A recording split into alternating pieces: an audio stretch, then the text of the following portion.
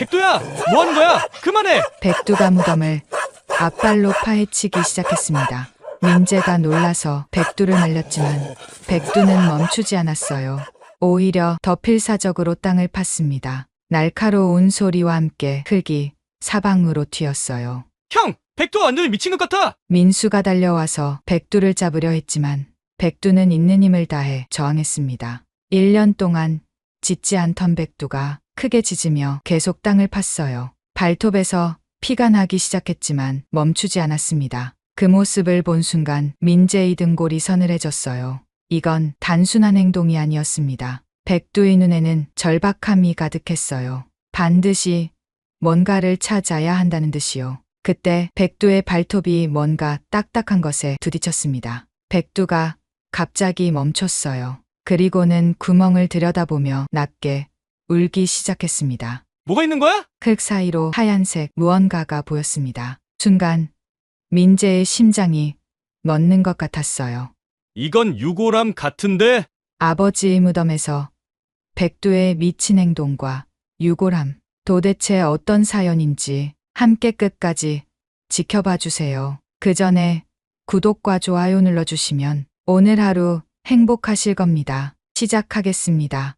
새벽 3시. 또다시 백두의 울음소리가 어둠을 갈랐어요. 그 소리를 들을 때마다 민재의 가슴이 찢어지는 것 같았습니다. 벌써 1년째였어요. 아버지가 돌아가신 후로 백두는 매일 같은 시간에 일어나 울부짖었습니다. 민재는 침대에서 일어나 창문 너머로 마당을 내다봤어요. 달빛 아래 백두의 모습이 보였습니다. 예전에는 그렇게 윤기나고 풍성했던 인털이 이제는 푸석푸석했어요. 늠름했던 진돗개의 모습은 온데간데 없었습니다. 또 시작이네. 옆에 누워있던 서연이 한숨을 쉬며 말했어요. 약사인 아내도 백두 때문에 잠을 설친 지 오래였습니다. 미안해. 내가 어떻게든 해볼게. 민재는 슬리퍼를 신고 마당으로 나갔어요. 차가운 밤 공기가 얼굴을 스쳤습니다. 백두야. 부르는 소리에도 백두는 꿈쩍하지 않았어요. 그저 서재 쪽을 바라보며 낮게 울고 있을 뿐이었습니다. 마치 그곳에 누군가 있는 것처럼요. 민재는 백두 옆에 쪼그려 앉았습니다. 손을 뻗어 등을 쓰다듬었어요. 뼈가 만져질 정도로 말라 있었습니다. 아빠 보고 싶구나. 나도 보고 싶어. 그 순간 민재의 목이 메었습니다. 1년 전 그날이 떠올랐어요. 아침에 멀쩡하게 신문을 읽으시던 아버지가 갑자기 가슴을 움켜쥐고 쓰러지셨습니다. 병원에 도착했을 때는 이미 늦었어요. 의사는 급성심근경색이라고 했습니다. 하지만 뭔가 이상했어요. 아버지는 매년 건강검진을 받으셨고 심장에는 아무 문제가 없었거든요. 게다가 돌아가시기 전날 밤 누군가와 격하게 통화하시는 소리를 들었습니다. 더는 못 참겠네. 자네가 뭘 했는지 알고 있어. 그게 마지막으로 들은 아버지의 목소리였어요. 백두가 갑자기 일어섰습니다. 비틀거리는 걸음으로 서재 문 앞까지 갔어요. 그리고는 문을 긁기 시작했습니다. 안 돼, 백두야. 거긴. 민재가 말렸지만 백두는 계속 문을 긁었어요. 발톱에서 피가 나기 시작했습니다. 그때였어요. 형. 대문 밖에서 민수의 목소리가 들렸습니다. 새벽 3시에 동생이 찾아온 건 처음이었어요. 민수야? 무슨 일이야? 형, 잠깐 얘기 좀 해요. 중요한 일이에요. 민수의 표정이 심상치 않았습니다. 경찰관인 동생이 이런 표정을 짓는 건 드문 일이었어요. 둘은 거실로 들어갔습니다. 서연도 나와 있었어요. 무슨 일이야? 이 시간에 민수는 잠시 망설이다가 입을 열었어요. 형, 아버지 돌아가신 거 뭔가 이상해요. 민재의 심장이 쿵 내려앉았습니다. 무슨 소리야? 오늘 선배한테 들었는데 아버지가 검사 시절에 맡았던 사건이 있대요. 20년 전 여고생 실종 사건인데 민수는 목소리를 낮췄어요. 그 사건 용의자가 지금 대기업 회장이에요. 강동식이라고. 강동식? 그 이름은 민재도 알고 있었어요. 뉴스에 자주 나오는 재벌 회장이었거든요. 근데 그게 아버지랑 무슨 상관이야? 아버지가 돌아가시기 전에 그 사건 파일을 다시 꺼내 보셨대요. 그리고 민수가 숨을 깊게 들이쉬었어요. 강동식 회장이 아버지를 만났다는 목격자가 있어요. 돌아가시기 이틀 전에 민재는 아무 말도 할 수 없었습니다. 머릿속이 하얘졌어요. 그때 백두가 또다시 울기 시작했습니다. 이번에는 더 크고 슬프게 마치 무언가를 알리려는 것처럼요. 다음 날 아침 민재는 동물병원으로 출근했습니다. 하지만 집중할 수가 없었어요. 자꾸만 민수의 말이 떠올랐거든요. 원장님, 괜찮으세요? 간호사가 걱정스럽게 물었어요. 아, 네, 괜찮아요. 하지만 괜찮지 않았습니다. 12년 동안 수의사로 일하면서 수많은 동물을 치료했어요. 하지만 정작 자신에게는 돌보지 못하고 있었습니다. 게다가 이제는 아버지의 죽음마저 의심스러워졌어요. 점심시간 민재는 집으로 돌아왔습니다. 백두가 걱정됐거든요. 백두야, 여전히 마당 구석에 웅크리고 있었어요. 밥그릇은 그대로였습니다. 민재는 백두 앞에 무릎을 꿇었어요. 제발 좀 먹어. 이러다 정말 죽겠어. 그때 백두가 고개를 들었습니다. 그 눈을 본 순간 민재의 가슴이 철렁했어요. 백두의 눈에는 깊은 슬픔과 함께 무언가를 간절히 호소하는 빛이 있었거든요. 마치 나는 알고 있어요. 하지만 말할 수가 없어요 라고 말하는 것 같았습니다. 민재는 그제야 깨달았어요. 백두가 단순히 아버지를 그리워하는 게 아니라는 것을요. 무언가 중요한 걸 알고 있다는 것을요. 뭘 알고 있는 거니, 백두야? 백두는 다시 서재 쪽을 바라봤어요. 민재는 일어섰습니다. 그리고 천천히 서재로 향했어요. 1년 동안 한 번도 들어가지 않았던 곳이었습니다. 아버지의 흔적이 그대로 남아있는 곳이라 차마 들어갈 수가 없었거든요. 문고리를 잡는 손이 떨렸어요. 문을 열자 먼지 냄새와 함께 아버지의 향수 냄새가 났습니다. 가슴이 먹먹해졌어요. 서재는 그대로였습니다.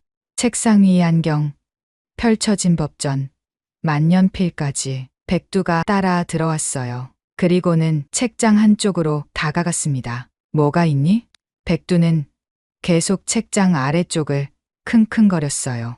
민재는 무릎을 꿇고 책장 아래를 살펴봤습니다. 그때 이상한 걸 발견했어요. 책장 뒤쪽 벽에 작은 틈이 있었거든요. 손을 넣어 더듬어 보니 뭔가 딱딱한 게 만져졌습니다. 조심스럽게 꺼내봤어요.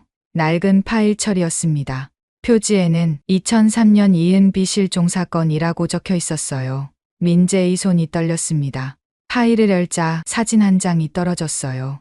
교복을 입은 여학생의 사진이었습니다. 환하게 웃고 있는 모습이 너무나 해맑았어요. 그 아래에는 아버지의 메모가 있었습니다. 미안하다. 정말 미안하다. 내가 비겁했다. 순간 민재의 눈앞이 흐려졌습니다. 그때 전화벨이 울렸습니다. 서연이었어요. 여보, 정수가 주머니 기억나? 아버님 간병하셨던 분. 왜? 방금 전화가 왔는데 우리 집에 오고 싶다고 하시네. 할 말이 있으시다고. 민재는 파일을 보며 말했어요. 그래, 오시라고 해. 뭔가 퍼즐 조각이 맞춰지기 시작하는 것 같았습니다. 백두가 왜 매일 새벽 3시에 울었는지, 왜 서재 앞에 서서 성였는지, 그리고 아버지가 왜 그렇게 갑작스럽게 돌아가셨는지 모든 답이 이 파일 안에 있을 것 같았어요. 민재는 백두를 바라봤습니다. 너는 처음부터 알고 있었구나. 백두는 꼬리를 살짝 흔들었어요. 1년 만에 처음이었습니다. 민재는 거울 앞에서 검은 넥타이를 메고 있었어요. 손이 자꾸 떨려서 매듭이 잘 안 지어졌습니다. 여보, 준비됐어? 서연이 검은 한복을 입고 들어왔습니다. 그녀의 눈도 벌써 붉어져 있었어요. 응, 거의 다 됐어. 민재가 돌아서는 순간 밖에서 이상한 소리가 들렸습니다. 왕왕, 백두였어요. 1년 만에 처음으로 짖는 소리였습니다. 둘은 급히 밖으로 나갔어요. 백두가 대문 앞에서 꼬리를 흔들며 서 있었습니다. 믿을 수 없는 광경이었어요. 백두가 꼬리를 흔들어? 서연이 목소리에 놀라움이 가득했습니다. 더 놀라운 건 백두가 차 쪽으로 걸어가고 있다는 거였어요. 비틀거리긴 했지만 스스로 움직이고 있었습니다. 백두야, 너 알고 있는 거야? 오늘이 무슨 날인지? 민재가 물었지만 백두는 그저 차 문 앞에서 기다리고 있을 뿐이었어요. 그때 민수가 도착했습니다. 형, 백두가 밖에 나와 있네? 그러게, 아까부터 이상해. 민수도 놀란 표정을 감추지 못했어요. 1년 동안 마당 구석에만 있던 백두가 이렇게 활발한 모습을 보이다니요. 백두는 계속 차를 바라보며 낑낑거렸습니다. 데려가자. 아버지도 백두 보고 싶으실 거야. 그렇게 백두도 함께 차에 탔습니다. 차가 출발하자 백두는 뒷좌석에서 조용히 앉아 창밖을 바라봤어요. 평소의 무기력한 모습은 찾아볼 수 없었습니다. 오히려 뭔가를 단단히 결심한 것 같은 표정이었어요. 산으로 가는 길은 구불구불했습니다. 민재는 운전하면서 계속 백미러로 백두를 봤어요. 산에 가까워질수록 백두의 호흡이 거칠어지는 게 보였습니다. 백두가 불안해하는 것 같아. 서연이 걱정스럽게 말했어요. 아니야, 불안한 게 아니라. 민재는 말을 멈췄습니다. 백두의 눈빛이 너무나 결연했거든요. 마치 오늘 반드시 해야 할 일이 있다는 것처럼요. 산소에 도착했을 때 3월의 찬바람이 불어왔습니다. 주차를 하고 내리자마자 백두가 먼저 뛰어내렸어요. 그리고는 한 방향으로 빠르게 걸어가기 시작했습니다. 마치 길을 알고 있는 것처럼 앞서갔습니다. 아버지의 무덤이 보이자 민재의 가슴이 쿵 내려앉았습니다. 1년 만에 다시 보는 아버지의 무덤. 잔디는 잘 자라 있었고 비석도 깨끗했어요. 아버지, 민재가 무덤 앞에 무릎을 꿇었습니다. 눈물이 저절로 났어요.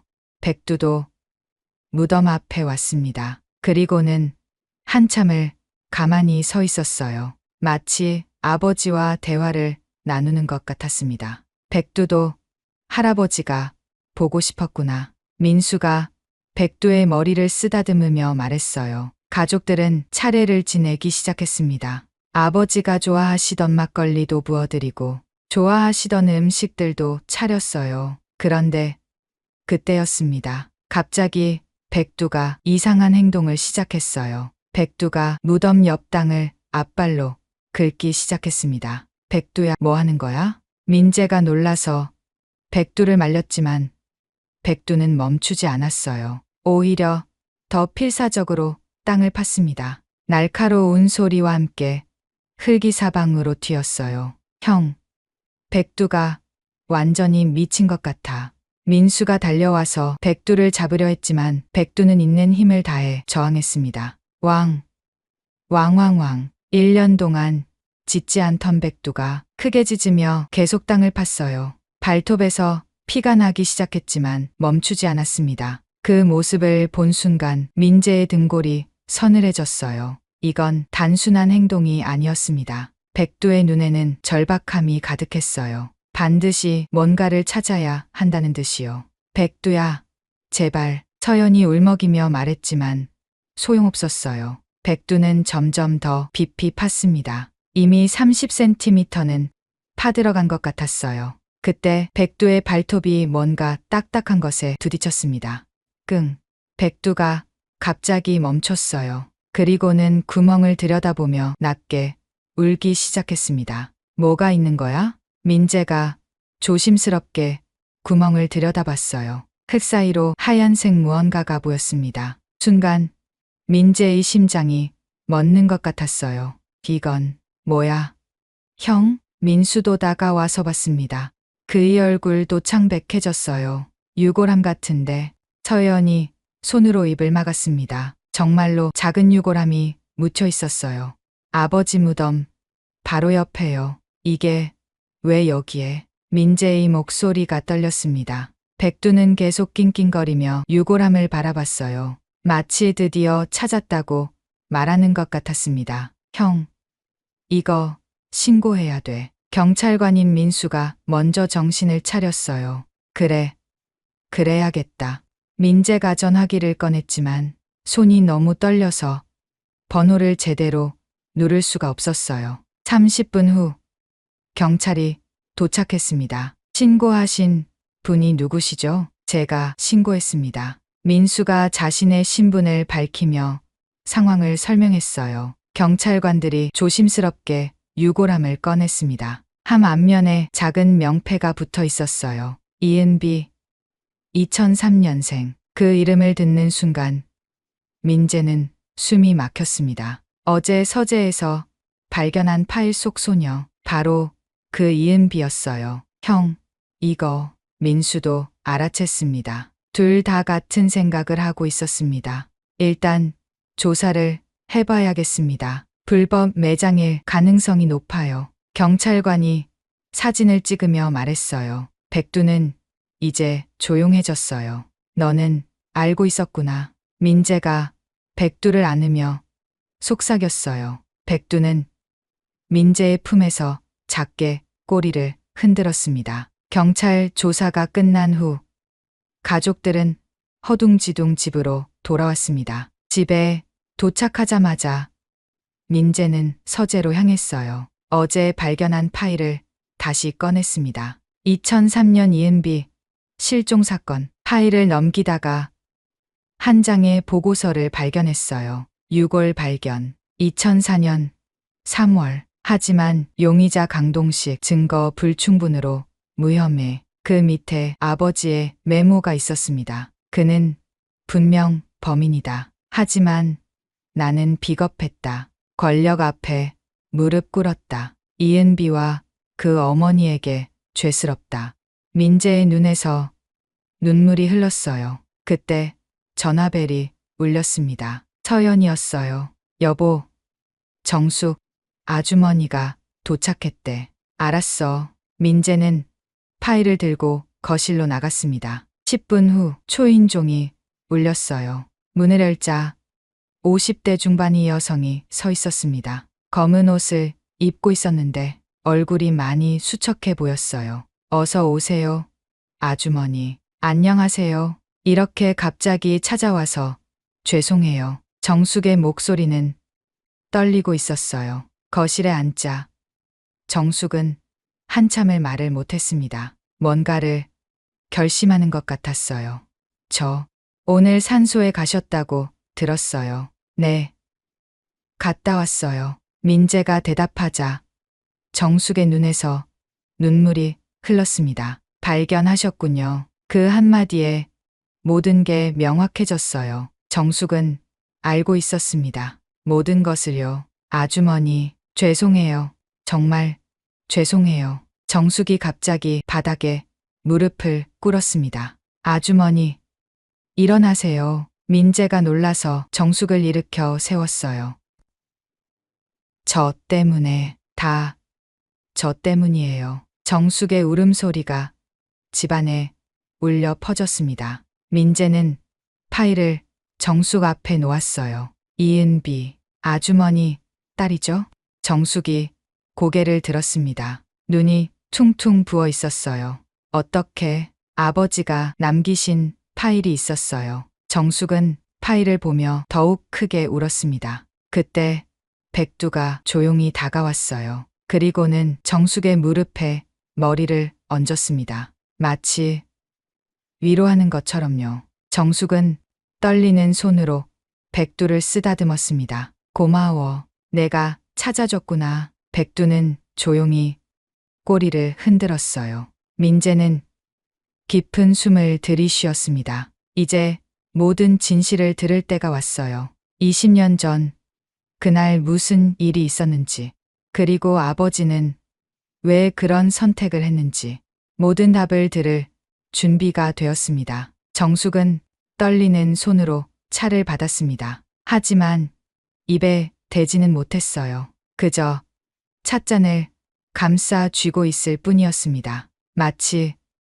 그 온기라도 붙잡고 싶은 것처럼요. 천천히 말씀하세요. 민재가 조용히 말했어요. 정숙은 고개를 들었습니다. 퉁퉁 부은 눈에서 또다시 눈물이 흘러내렸어요. 은비는 제 딸이에요. 그 한마디가 나오는데도 엄청난 용기가 필요한 것 같았습니다. 민재는 아무 말도 하지 않았어요. 그저 기다렸습니다. 정숙이 마음을 추스를 때까지요. 한참 후 정숙이 다시 입을 열었어요. 20년 전이었어요. 은비가 고등학교 2학년이었죠. 3월 15일. 절대 잊을 수 없는 날이에요. 은비가 학원에서 늦게 끝났다고 전화했어요. 10시쯤 된다고. 기다리고 있으니까 혼자 올게요. 엄마. 그게 마지막이었어요. 민재의 가슴이 쿵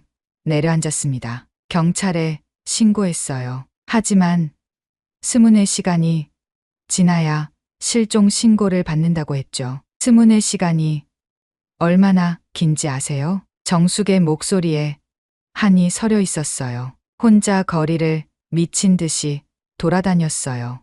은비가 다니던 길, 좋아하던 장소, 친구들 집까지. 하지만 정숙이 말을 멈췄습니다. 숨이 막히는 것 같았어요. 3개월 후였어요. 정숙의 목소리가 갑자기 낮아졌어요. 산에서 시신으로 발견됐어요. 민재는 주먹을 꽉 쥐었습니다. 파일에서 봤던 내용이었지만 당사자의 입에서 직접 듣는 건 완전히 달랐어요. 경찰은 처음에는 열심히 수사했어요. 목격자도 있었고요.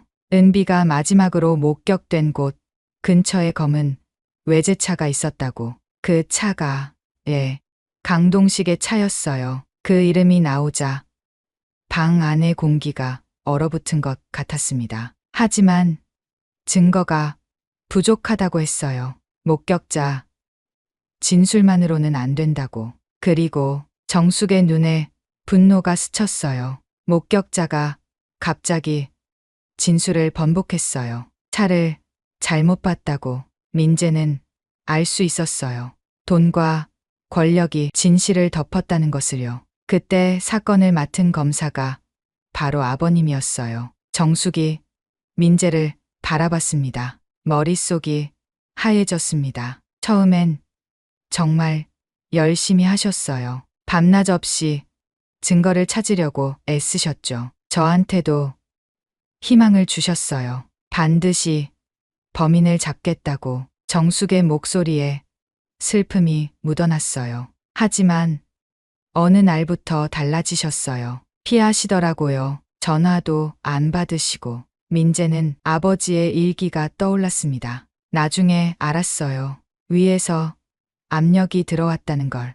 강동식 집안이 얼마나 힘이 센지 아시죠? 민재는 고개를 끄덕였어요. 강동식은 지금도 정재계에 막강한 영향력을 가진 인물이었으니까요. 결국 사건은 미제로 남았어요. 아니, 묻혔다고 해야 맞겠죠.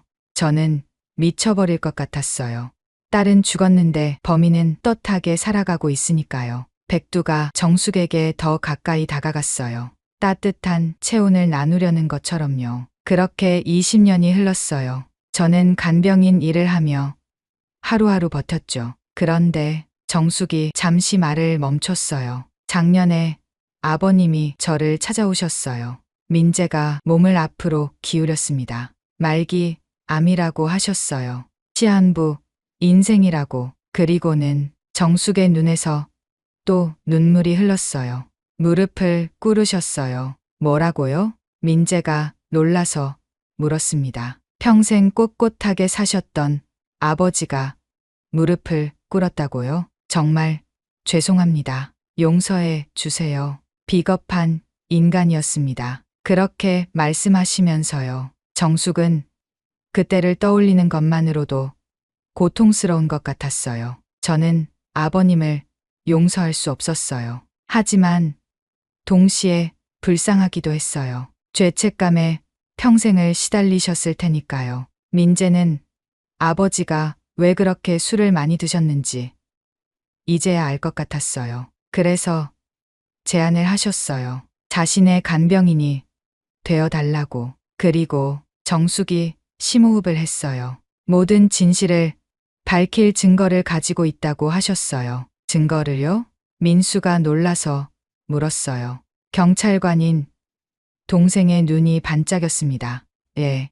하지만 자신이 살아있는 동안은 공개할 수 없다고 하셨어요. 대신 돌아가신 후에는 반드시 세상에 알려지게 하겠다고. 민재는 서재에서 발견한 파일을 떠올렸어요. 하지만 그것만으로는 부족했습니다. 더 결정적인 증거가 있어야 했어요. 그래서 아버님 곁에서 6개월을 보냈어요. 그 시간 동안 아버님은 정말 많이 괴로워하셨어요. 정숙의 목소리가 부드러워졌어요. 가끔 은비 얘기를 하셨어요. 똑똑하고 예쁜 아이였다고. 그런 아이를 지켜주지 못해서 죄송하다고.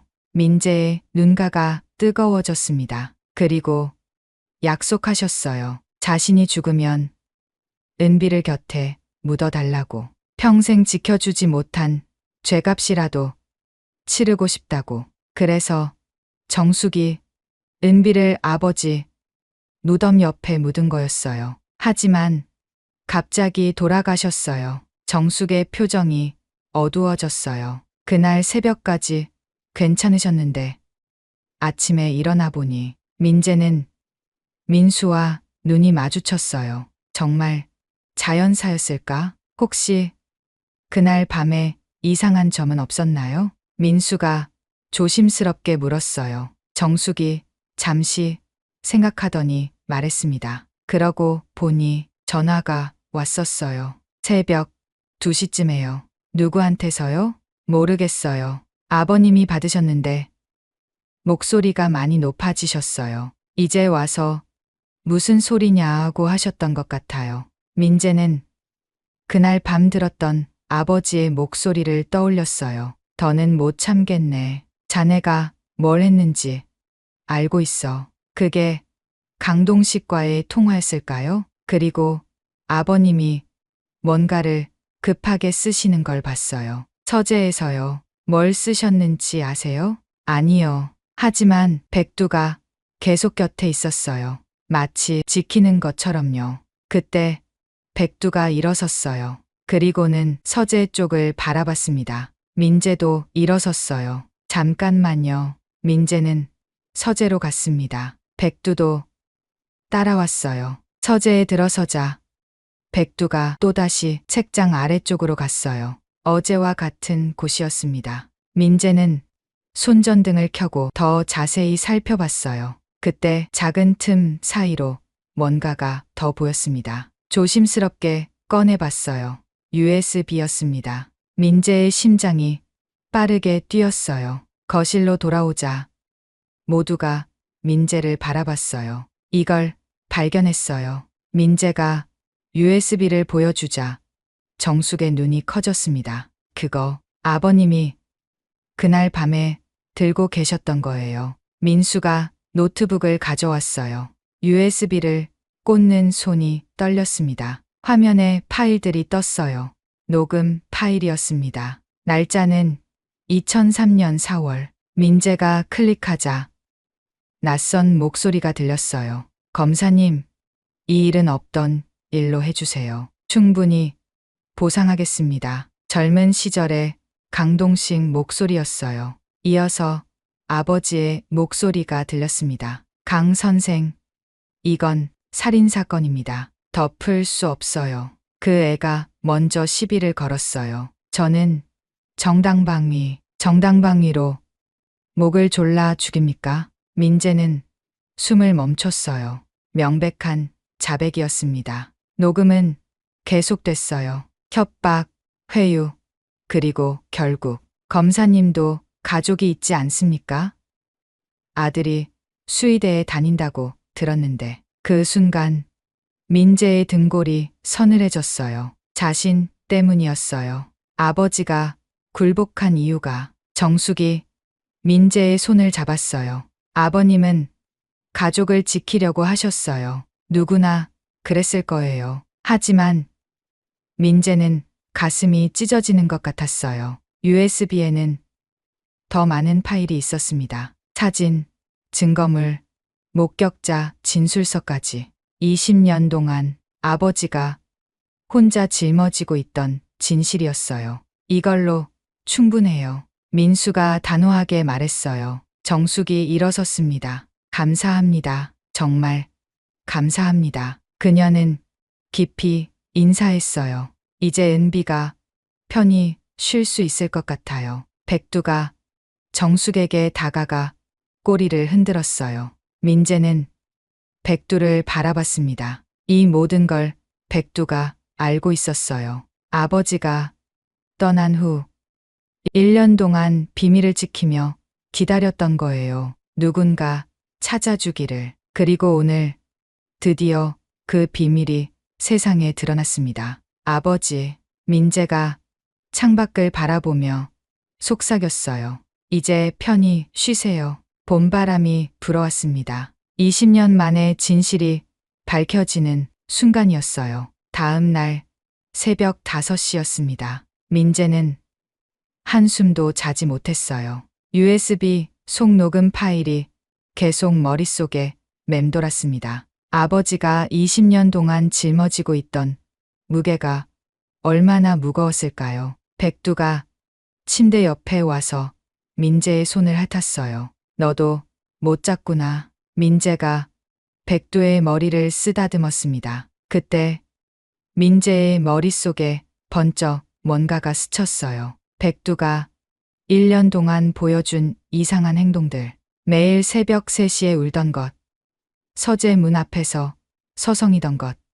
그리고 특정 장소만 계속 바라보던 것. 백두야, 너 혹시 더 알고 있는 거 있니? 백두가 꼬리를 살짝 흔들더니 일어섰어요. 그리고는 문 쪽으로 걸어갔습니다. 민재도 따라 일어났어요. 백두는 서재로 향했습니다. 하지만 이번엔 책장이 아니었어요. 아버지의 책상 쪽으로 갔습니다. 여기에 뭐가 있어? 백두는 책상 아래를 킁킁거렸어요. 민재는 무릎을 꿇고 책상 아래를 살펴봤습니다. 언뜻 보기엔 아무것도 없었어요. 하지만 백두는 계속 한 지점을 긁었습니다. 손전등으로 자세히 비춰보니 바닥에 작은 홈이 있었어요. 조심스럽게 눌러보니 딸깍 소리와 함께 작은 서랍이 열렸습니다. 비밀 서랍이었어? 민재의 심장이 빠르게 뛰었어요. 서랍 안에는 낡은 일기장과 작은 유리병이 있었습니다. 일기장을 펼쳐봤어요. 아버지의 글씨였습니다. 2024년 3월 10일. 오늘도 강동식에게서 전화가 왔다. 이제 그만하라고. 20년이면 충분하지 않냐고. 하지만 나는 멈출 수 없다. 은비와 정숙 씨에게 진실을 돌려줘야 한다. 민재는 계속 읽었어요. 3월 12일. 이상한 느낌이 든다. 누군가 나를 감시하는 것 같다. 강동식이 뭔가를 꾸미고 있는 것 같다. 백두가 요즘 더 예민해진 것도 그 때문인가. 그 다음 장이 마지막이었어요. 3월 13일. 오늘 밤 강동식이 온다고 했다. 마지막 기회를 주겠다고. 하지만 나는 이미 결심했다. 내일 모든 것을 세상에 공개할 것이다. 민재야, 민수야, 아빠가 미안하다. 그리고 백두야, 내가 이 모든 걸 지켜봐 줘서 고맙다. 민재의 눈에서 눈물이 흘렀어요. 3월 14일, 바로 아버지가 돌아가신 날이었습니다. 그때 작은 유리병이 눈에 들어왔어요. 조심스럽게 열어보니 하얀 가루가 조금 남아 있었습니다. 이건 민재는 수의사로서 직감적으로 알 수 있었어요. 이건 독약이었습니다. 그 순간 현관문이 쾅 하고 열렸어요. 형, 민수의 다급한 목소리였습니다. 민재가 서둘러 나가보니 민수의 표정이 창백했어요. 큰일 났어. 강동식이 알았어. 뭘? 우리가 증거를 가지고 있다는 걸. 방금 경찰서에 압력이 들어왔어. 수사하지 말라고. 민재의 가슴이 철렁했어요. 그리고 형, 조심해. 협박 전화도 왔어.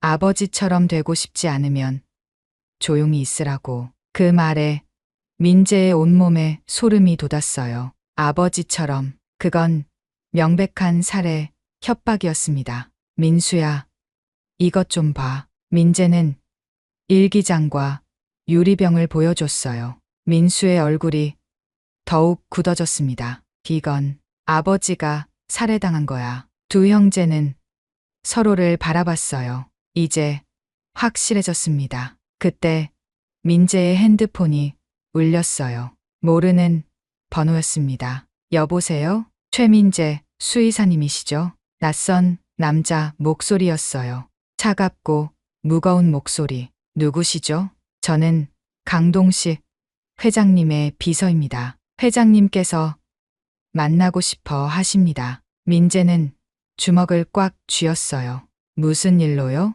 아시지 않습니까? 서로 좋게 해결했으면 합니다. 1시간 후 회장님 사무실로 오십시오. 전화가 끊어졌어요. 형, 가면 안 돼. 위험해. 민수가 말렸지만 민재는 고개를 저었어요. 아니야, 가야 해. 그가 뭘 원하는지 알아야 해. 백두가 민재의 다리를 물었어요. 가지 말라는 듯이. 괜찮아, 백두야. 금방 올게. 1시간 후 민재는 강동식의 회사 건물 앞에 섰습니다. 50층짜리 거대한 빌딩이 위압적으로 서 있었어요. 로비에 들어서자 정장 입은 남자들이 다가왔습니다. 최민재 씨죠? 이쪽으로 오시죠. 엘리베이터는 무음으로 올라갔어요. 50층 최고층이었습니다. 문이 열리자 넓은 사무실이 나타났어요. 창밖으로 서울 전경이 한눈에 보였습니다. 그리고 그 앞에 한 남자가 서 있었어요. 강동식이었습니다. 어서 오게. 60대 중반의 강동식은 여전히 날카로운 눈빛을 가지고 있었어요. 왜 부르셨습니까? 민재가 단도직입적으로 물었어요. 강동식이 웃었습니다. 차가운 웃음이었어요. 자네 아버지처럼 똑똑한 사람이군. 그래서 더 안타깝네. 무슨 말씀이신지 연기할 필요 없어. 자네가 뭘 가지고 있는지 알고 있네. 강동식이 의자에 앉으며 말했어요. 그 USB 말이야. 자네 아버지가 남긴 거. 민재는 아무 말도 하지 않았어요. 20년 전 일은 불행한 사고였어. 모두가 잊고 지낸 일이야. 왜 이제 와서 들춰내려 하나? 불행한 사고요? 민재의 목소리가 떨렸어요. 은비라는 아이를 죽인 게 사고입니까? 강동식의 표정이 굳어졌어요. 조심해. 증명되지 않은 얘기는 하지 말게. 녹음 파일이 있습니다. 당신이 직접 자백한. 그게 법정에서 증거가 될 것 같나? 20년 전 불법 녹음을? 강동식이 비웃었어요.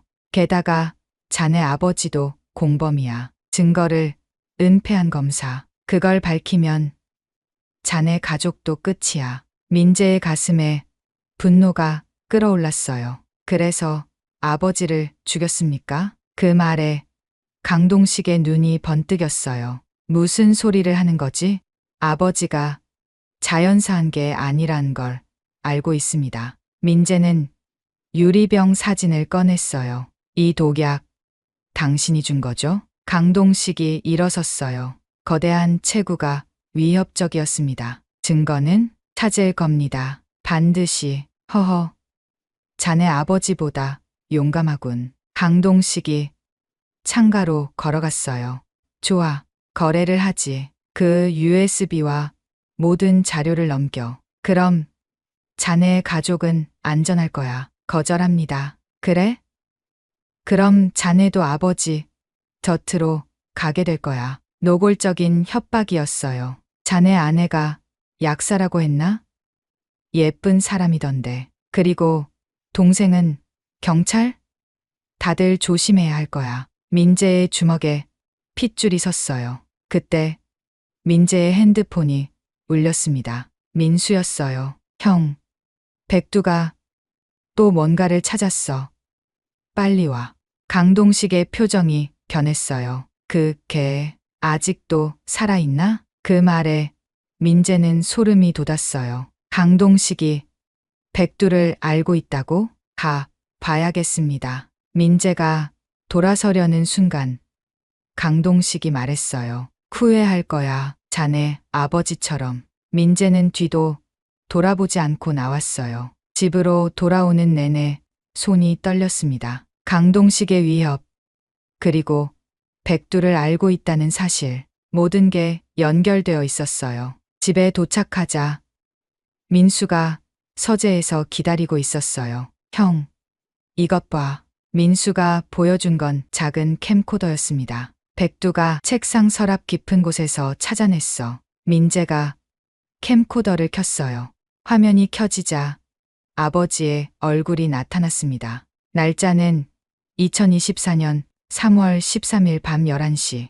돌아가시기 불과 몇 시간 전이었어요. 민재야, 민수야, 이 영상을 보고 있다면 아빠는 이미 없겠지.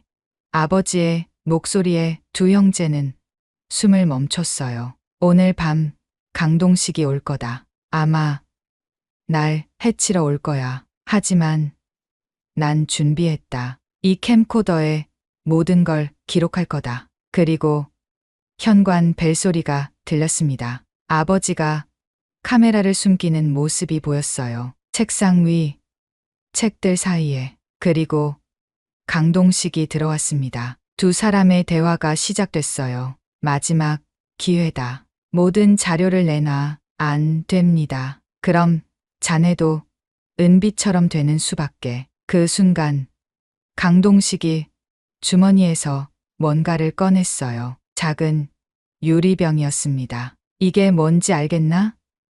심장마비로 보이게 하는 약이야. 고통 없이 갈 수 있어. 아버지가 뒤로 물러섰어요. 20년 동안 잘 살았잖아. 이제 그만해. 화면에서 신랑이 하는 소리가 들렸어요. 그리고 쿵, 무언가 쓰러지는 소리. 그 후로는 검은 화면만 남았습니다. 민재와 민수는 할 말을 잃었어요. 명백한 살인의 증거였습니다. 형, 이걸로 이제 끝낼 수 있어. 민재가 캠코더를 꼭 쥐었어요. 백두가 다가와 민재의 손을 핥았습니다. 1년 동안 백두는 이 모든 비밀을 알고 있었어요. 그리고 때가 올 때까지 지켜왔던 거예요. 고마워, 백두야. 민재는 백두를 꼭 안았어요. 캠코더를 든 민재의 손이 떨렸습니다. 민수야, 이걸 가지고 바로 경찰서로 가자. 하지만 민수는 고개를 저었어요. 형, 강동식은 이미 경찰에도 손을 뻗쳤어. 일반 경찰서로는 안 돼. 그럼? 검찰청으로 바로 가야 해. 특수부 검사한테. 그날 밤 형제는 서울중앙지검으로 향했습니다. 백두도 함께였어요. 마치 끝까지 지켜보겠다는 듯이요. 특수부 김현준 검사는 젊고 정의로운 사람이었습니다. 영상을 본 그의 얼굴이 점점 굳어졌어요. 이건 명백한 살인입니다. 김 검사가 일어섰어요. 20년 전 사건 파일도 다시 검토하겠습니다. 공소시효는 이미 폐지됐으니까요. 민재는 가슴이 뛰었어요. 드디어 시작이었습니다. 다음 날 새벽 6시. 강동식의 집에 검찰과 경찰이 들이닥쳤어요. 강동식 씨 살인 혐의로 긴급 체포합니다. 언론은 발칵 뒤집혔습니다. 재벌 회장 강동식 20년 전 여고생 살인 및 전직검사 살해 혐의로 체포. 진돗개가 밝혀낸 진실. 1년간 증거 지켜. 민재는 뉴스를 보며 눈물을 흘렸어요. 아버지, 이제야 끝났어요. 백두가 민재의 곁에 조용히 앉았습니다. 그 눈빛이 말하고 있었어요. 수고했어요. 이제 다 끝났어요. 일주일 후, 은비의 공식적인 장례식이 열렸습니다. 20년 만이었어요. 작은 장례식장이었지만 많은 사람이 왔습니다. 은비의 고등학교 친구들, 선생님들, 그리고 언론에서 소식을 듣고 온 시민들까지. 정숙은 검은 한복을 입고 영정 앞에 서 있었어요. 은비야, 엄마가 늦었구나. 미안해. 그녀의 목소리는 떨렸지만 이상하게도 평온했습니다. 민재 가족도 모두 참석했어요. 은비야, 이제 할아버지 곁에서 편히 쉬어. 민재가 영정 앞에 꽃을 놓으며 말했어요. 백두도 함께 있었습니다. 장례식장에 개가 들어오는 건 이례적이었지만 모두가 이해했어요. 백두가 없었다면 이 모든 진실은 영원히 묻혔을 테니까요. 백두는 영정 앞에서 고개를 숙였어요. 마치 인사하는 것처럼요. 장례가 끝난 후 은비는 아버지 곁에 정식으로 안장됐습니다. 이번엔 제대로 된 비석과 함께요. 강동식의 재판은 빠르게 진행됐어요. 캠코더 영상은 결정적 증거였고 20년 전 USB 녹음 파일도 정황 증거로 채택됐습니다. 피고인 강동식에게 무기징역을 선고합니다. 재판장의 선고가 떨어지는 순간 법정에는 흐느낌이 터져 나왔어요. 정숙은 주저앉아 울었습니다. 20년의 한이 풀리는 순간이었어요.